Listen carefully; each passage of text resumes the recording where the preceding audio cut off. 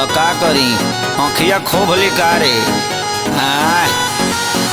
ओसे देखे लोग आँख फाड़ के अपना आँखी से चश्मा उतार के।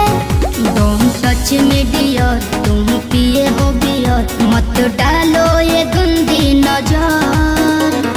चढ़ता दहर ढहेलु कहर एही उमरिया में भइलु जर। चढ़ता दहर ढहेलु कहर एही उमरिया में भइलु जर।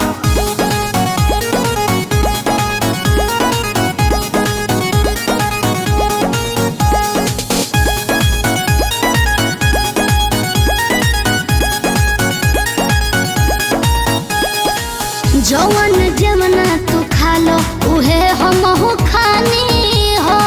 पहले तो रहनी लइका अब भइनी सयानी हो। ए जवन जमना तू खा लो उहे हमहू खानी हो। पहले तो रहनी लइका अब भइनी सयानी हो। पीछे तो पड़ल होई पूरा इलाका लेकिन तू डाले दी हो हमर कदाका। हमके लागे बड़ी डर कुछ हो जाई अगर पापा छोड़ी है न कवनो कसर।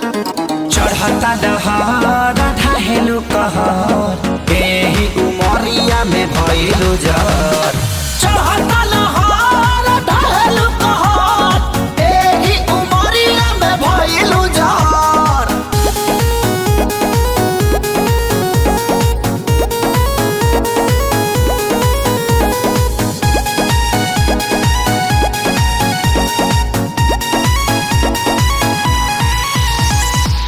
जेहि के देखऊ है मांगो ता हमरा से दिलवा हो।